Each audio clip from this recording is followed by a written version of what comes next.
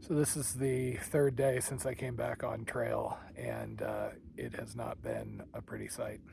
It's one thing, me not making enough miles. I was kind of in the mode of I felt really tired. My lungs were bothering me at the end of the day in the couple of weeks since that COVID incident, but I managed. This is something completely different. I mean, I'm tired and I'm just super weak straight out of the gate. After a couple of miles, I'm having to stop every couple hundred feet going uphill and, every 30 minutes the rest of the time. I have been both, kicking myself for leaving my parents as quick as I did, but I thought I was going to get better. I thought this was noro or food poisoning or something like that, so I was expecting to be recovering. At the moment, with how my progress was yesterday and just how miserable it is the entire time, I'm actually looking at, doing the thing I really, really don't want to do and going back to my parents. The other option is to get to the road and hitchhike into Gunnison, but honestly, my parents are happy to come get me, and that's a lot cheaper. And if I need more than a day or two, I can do that while I'm at their place. I can't do that if I'm in a hotel without, huge expenses, and I don't want to get into another winter park situation. And the reality is, if I can only make 10 miles a day and it's misery the entire time, that's not going to get me through this section. It's been hard enough with the water carries and things here, never mind trying to get to Creed on the amount of food I'm carrying.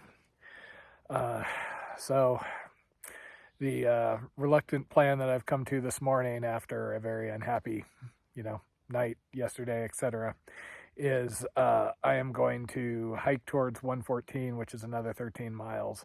And if I do better, okay, I might just be able to get to Creed with the amount of food I have left.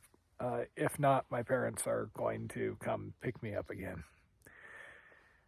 Which, again, I really don't like for a number of reasons, but that seems to be the best option here.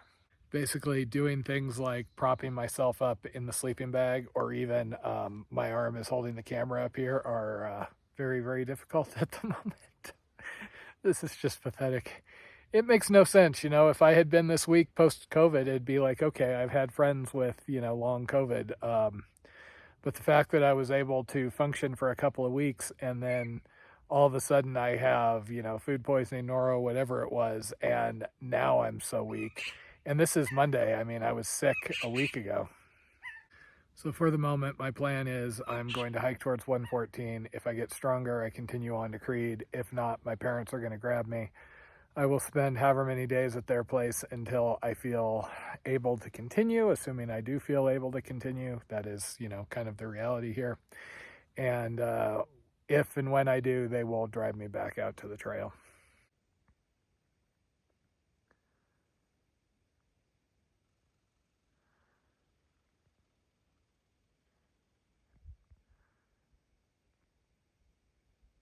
Hey.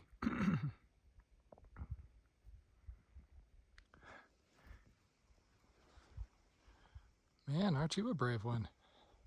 But yes, I am human. When I got up and hefted my pack, it quickly became apparent that I had an issue here. I was just super weak, and I was not doing better than yesterday. If anything, I was worse. So I looked at the options, and there were a set of roads that were paralleling the trail, which involved less up and down.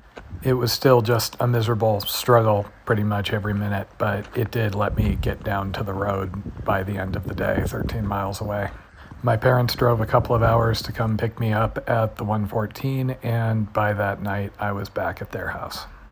And that left me basically sitting around hoping to get stronger.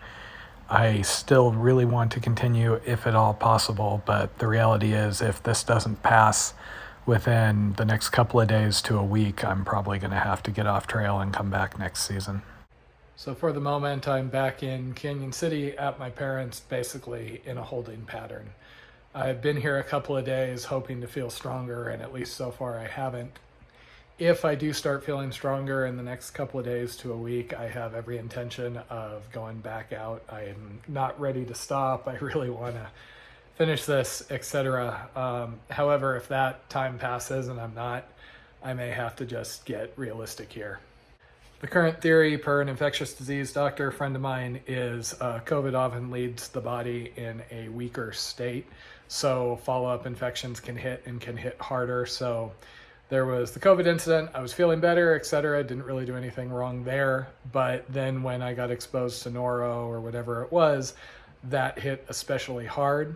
And that's why that's left my body just completely wrecked. Because at the moment, I mean, I struggle to get out of bed and be standing for any length of time.